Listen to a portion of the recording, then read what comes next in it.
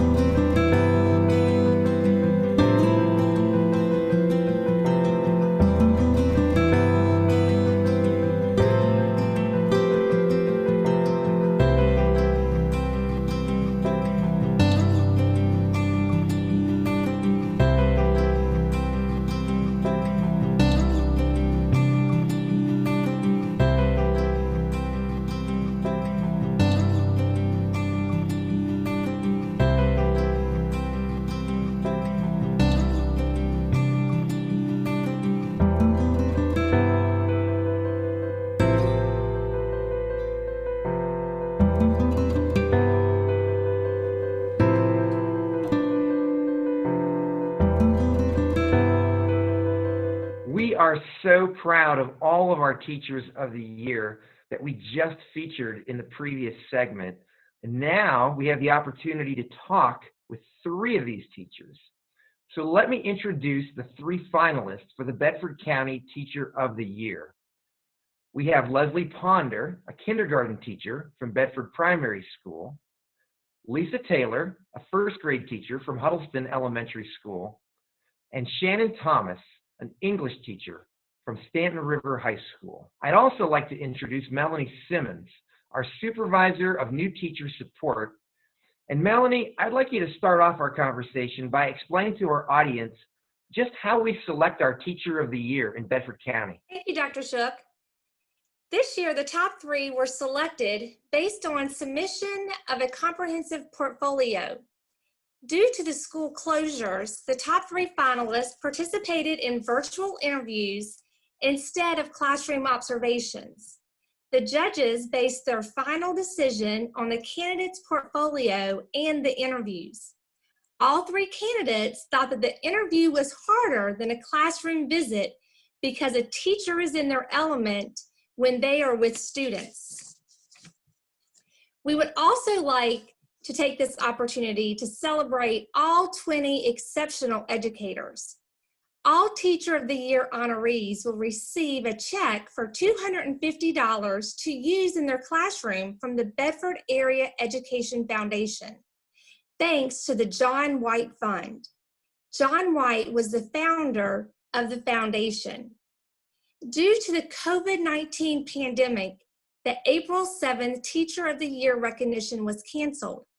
We still want to recognize Entwined Events for their generosity in providing us the Bedford columns for the intended venue.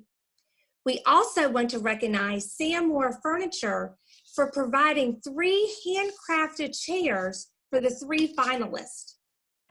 This year, we had a gold level sponsorship for those businesses who contributed more than $200 in cash and prizes to the winner and finalist.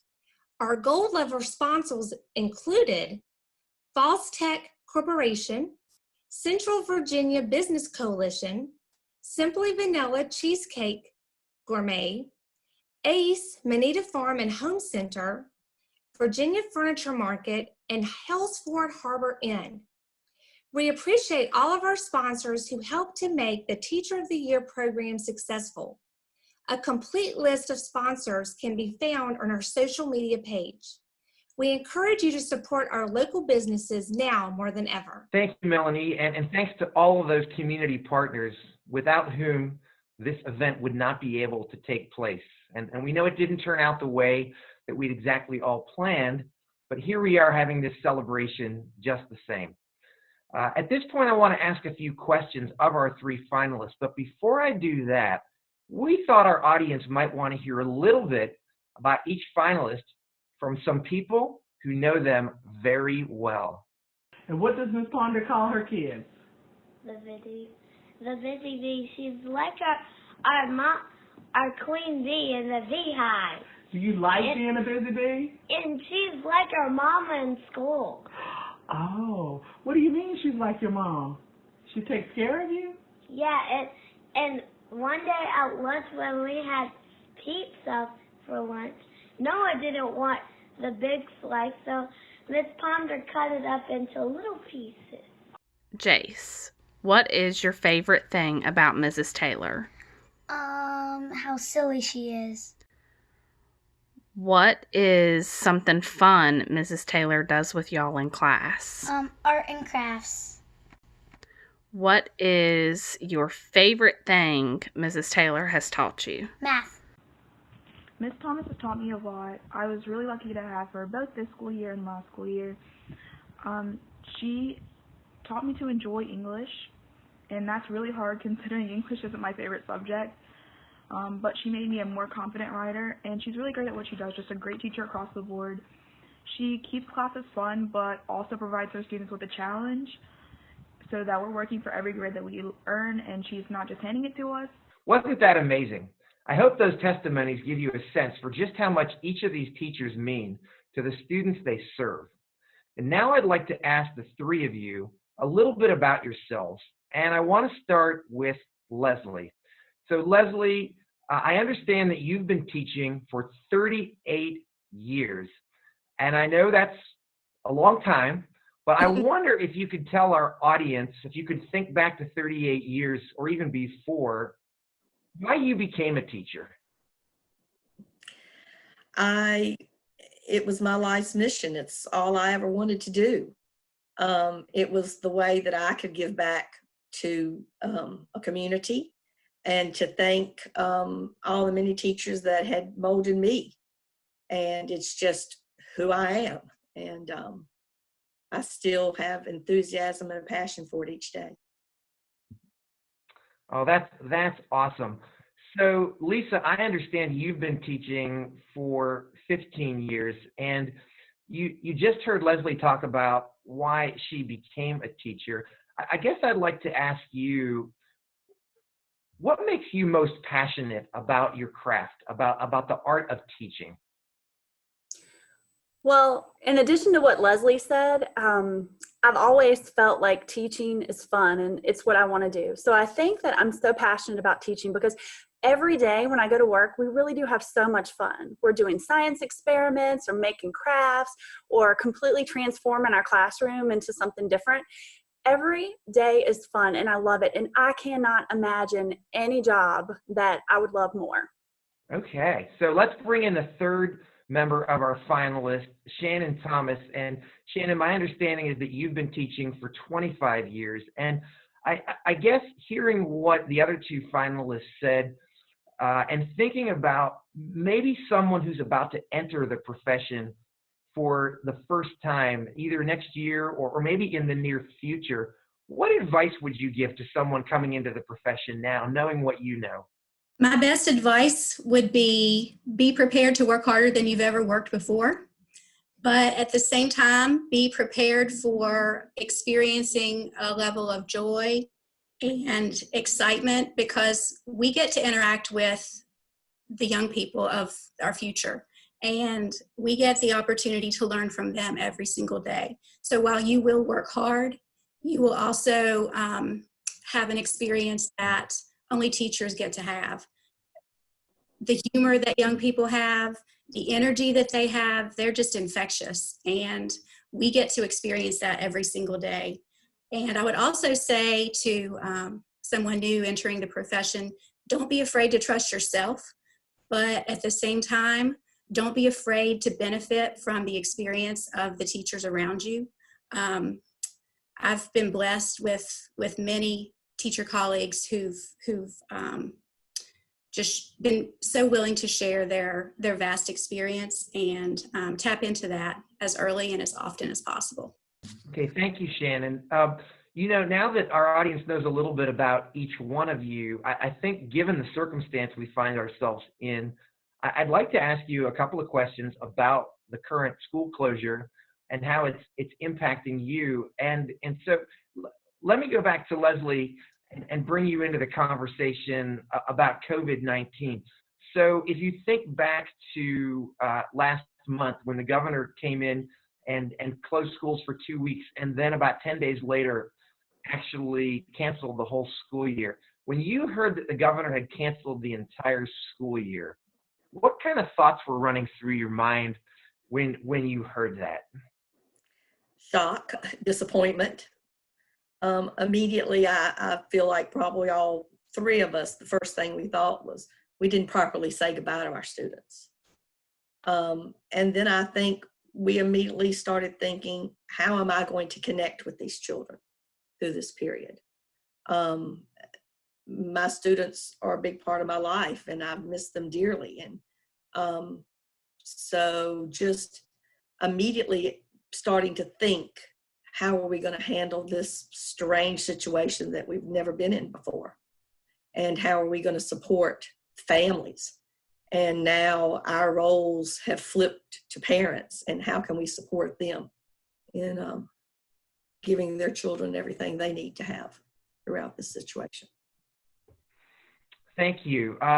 Lisa, given what Leslie just shared, and maybe you had some of the same thoughts, but she mentioned about staying connected. So how are you attempting to stay connected to the young learners that you serve? Well, I really enjoy talking to the kids on the phone. I miss them so much, and that's a chance that it gives me the opportunity to hear about what's going on in their lives. They'll tell me stories about jumping on the trampoline or riding four-wheelers and just all the regular everyday interactions that we miss when we build those relationships in the classroom. I send kids cool assignment ideas, but I also send them fun things like craft ideas or ways to make a cool book, because I want them to continue to be excited about learning like they have been in the classroom. So I just do the best I can and try to reach out digitally, but my favorite thing to do is to talk to the kids on the phone. That's great. So Shannon, you've heard what your two colleagues have said, and I'm sure teachers across Bedford County might say similar things. Now, we don't know yet when we're going to be able to get back in school, whether it's going to be this summer or in the fall. We hope it's sooner versus later, but maybe tell the audience what kind of challenges you think that you might be facing as a high school English teacher when schools are reopened, whether that's in the summer or in the fall. What kind of things are you going to have to wrestle with, and what kind of things are your colleagues going to have to wrestle with? There are logistical issues that we'll have to deal with. Sadly, I think we're going to be dealing with after effects from this for a very long time. So I don't really know what all of the logistical issues will be, but that would include things like returning school property, textbooks, Chromebooks, those sorts of things. As teachers, we're going to have to understand that some of our students aren't going to be at the level that they would have been had school been able to continue through to the normal closure this year. So we're going to have to figure out how to manage that difference. School does reopen, and you know, I think we're going to probably have to deal with some issues related to students, not just physical health, but mental health as a result of what this is doing to everyone right now. Okay, thank you, Shannon. And we're going to keep it with you here because when Leslie responded, I believe she said something to the effect of she was shocked when we learned that the school year was going to close and that didn't really get an opportunity to properly say goodbye. And I know you're all staying connected, as you've all talked about, as all of our teachers are. But as we kind of wrap this up, I'd like to give you and then Lisa and then Leslie maybe 30 seconds or so, hoping your students are tuning into this broadcast. And now you have that opportunity. So what would you like to say to your students, just as a message to them at this moment? I want my kids to know that I really miss them and that I'm sorry that we haven't been able to finish things this year the way that we normally do. I am trying to reach out to them and I am staying connected with them, but it's not the same. And so I just want them to know that I love them. I tell them that in the classroom and they know that, but I love you and I miss you and I hope you're well. And I look forward to seeing your faces in person again very much. Thank you, Shannon. Lisa, any messages for your students? Yes. Guys, I miss you so much. I think about you all the time. I miss our singing and our dancing and the way we got our mornings started with our meetings on the carpet. You're such an important part of my life. And I will see you again in the fall. I cannot wait. I cannot wait. But until then, I enjoy talking to you on the phone. Thank you, Lisa. And last but not least, Leslie, any words for your students? Just busy bees, you know I love you and I care for you and I miss you deeply. I've had so much fun talking to you on the phone, but it's not the same. And I just can't wait to see you and get that hug and keep working hard. And we've worked hard. You will be ready for first grade. And I'm just so proud of you and I love you. Thank you, Leslie, and thank you also, Lisa and Shannon, for giving our community a little bit of an insight into the three of you. Thank you also, Melanie, for joining us here and for putting this whole program together. I'd also like to remind everyone that we're going to return after a short break, and we'll be broadcasting live with our announcement of the Bedford County Teacher of the Year. So please stay tuned. We are live with Dr. Shook. Welcome to the final segment of this week's update. We're streaming this segment live because in just a few moments, I will be announcing the Bedford County Teacher of the Year. Joining me today are the three Teacher of the Year finalists. Leslie Ponder, a kindergarten teacher from Bedford Primary School. Lisa Taylor, a first grade teacher from Huddleston Elementary School. And Shannon Thomas, an English teacher from Stanton River High School. If you just watched our pre-recorded segment, you already know these three amazing individuals pretty well. And I encourage anyone who may have just joined us to view our tribute to all of our Teachers of the Year on our Bedford County Public Schools Facebook page or on our YouTube channel after we're finished here. But back to the moment at hand.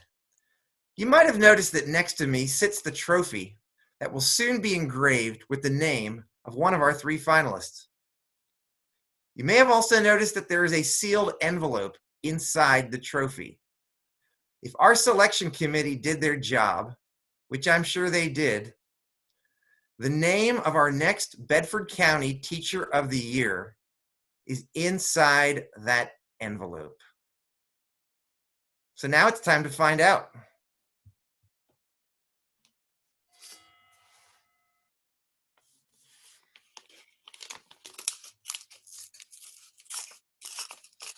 This is very exciting.